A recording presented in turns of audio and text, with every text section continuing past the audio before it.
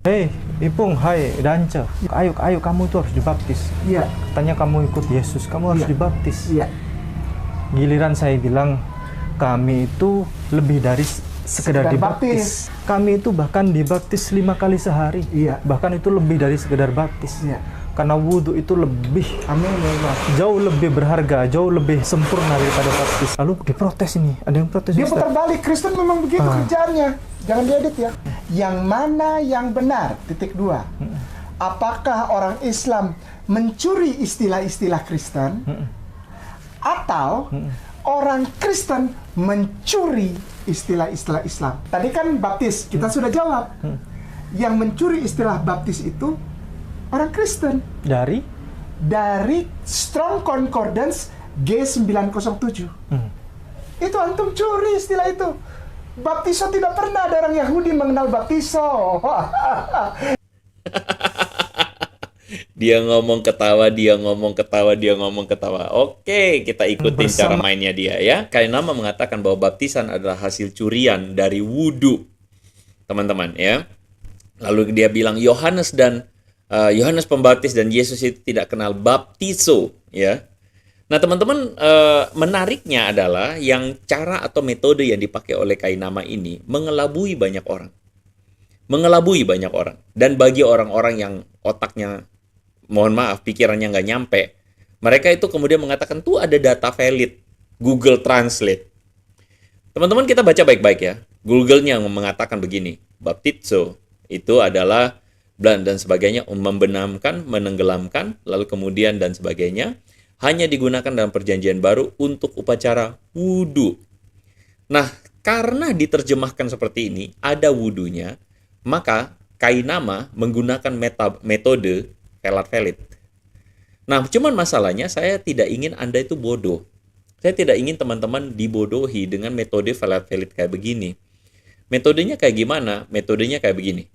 Dia copy, dia terjemahkan pakai Google, lalu kemudian dia cari kecocokan yang sama antara yang sama dengan istilah-istilah Islam.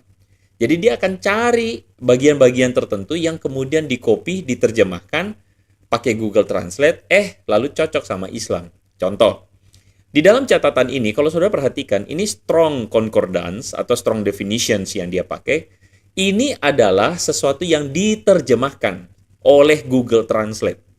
Ya.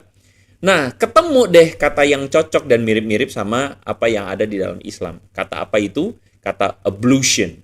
Kata ablution ini, kalau teman-teman perhatikan di atas ini, ceremonial ablution.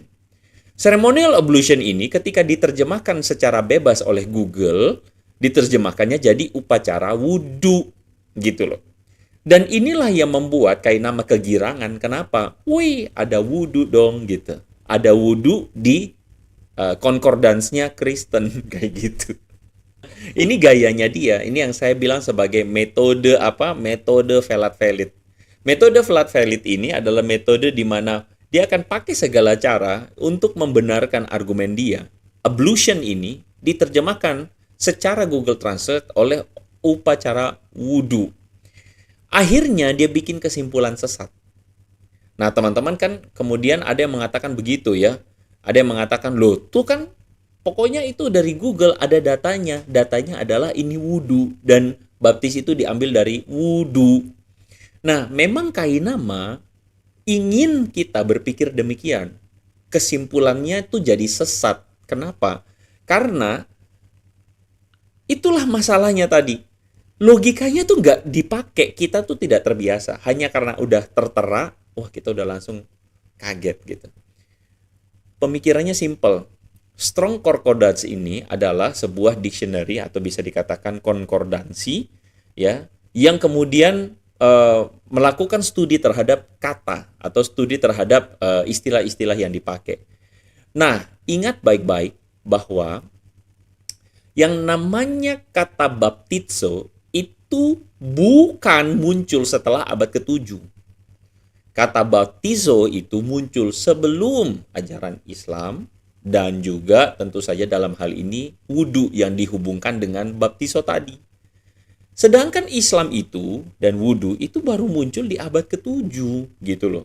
Dan ini adalah sesuatu yang logikanya tuh dipakai bagaimana mungkin baptisan,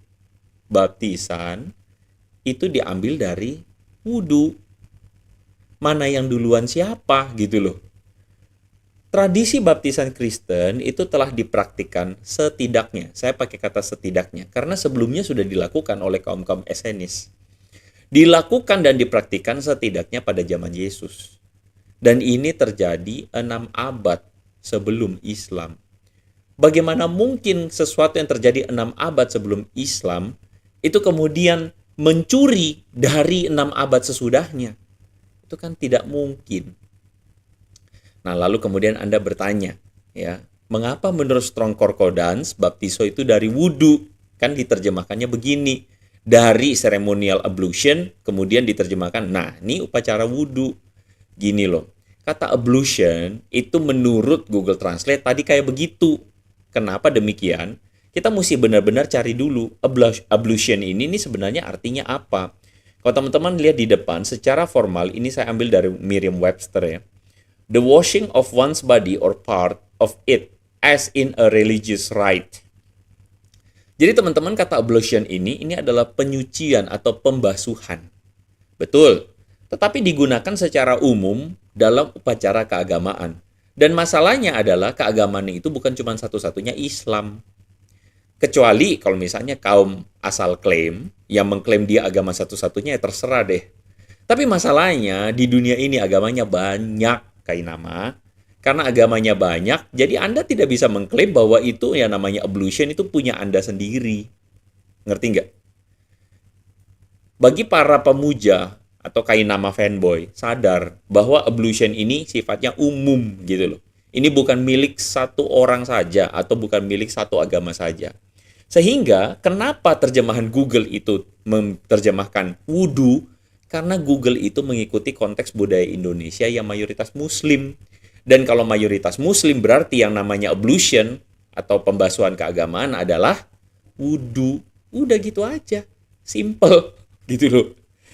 Jangan karena kemudian ya, jangan karena diterjemahkan Google secara bebas sebagai wudhu, itu bukan berarti baptisan dari wudhu. Ingat logikanya apa? Logikanya adalah ajaran Islam itu muncul di abad ke-7 ya. Berabad-abad sesudah baptisan. Jadi tidak mungkin baptisan itu diambil dari wudhu gitu loh ya. Tidak mungkin itu. Logikanya tolong dipakai. Dan kalaupun memang baptis itu mengakar dari Islam, which is nggak mungkin, itu pasti sudah ditulis dalam strong definition. Coba baca deh bahasa Inggrisnya. Jangan baca terjemahannya. Kan katanya nggak boleh terjemahan. Ya kan? Mereka ini adalah kaum yang katanya suka menghina-hina umat terjemahan, tapi mereka sendiri suka pakai Google Translate. Emang nggak nyambung ini kaum ini. Nah, kita baca dulu ya. Strong definition-nya apa? Baptizo itu derivative of G911, to immerse, submerge, to match, whelm.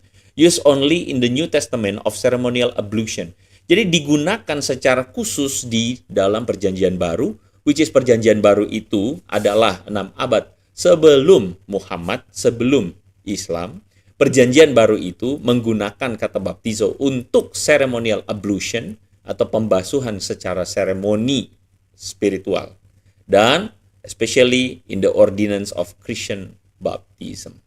Jadi baptisan itu dipakai secara khusus untuk menggambarkan ritual dalam kekristenan, yaitu pembaptisan.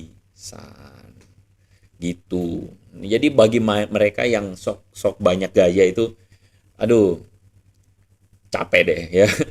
Yang kedua ya, Kainama mengatakan bahwa Yesus dan Yohanes Pembaptis tidak mengenal baptiso. Ya.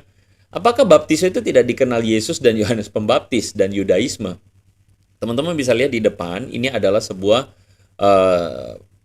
penggalian arkeologi, dan mereka menemukan sebuah tempat yang disebut sebagai tempat untuk melakukan mikveh. Ya. Mikveh itu adalah sebuah ritual atau tradisi orang Yahudi untuk melakukan pembersihan atau penyucian. Ya. Dan mikveh ini memang dilakukan secara ritual tradisi. Sehingga kalau misalnya kita benar-benar benar-benar mempelajari konteks sosial budaya, kita tahu bahwa pada waktu itu orang banyak melakukan ritual pembasuhan, termasuk kaum Esseni. ya. Nah, jadi ketika Kainama mengatakan ya John the Baptist itu tidak tahu baptis, itu saya bingung ya.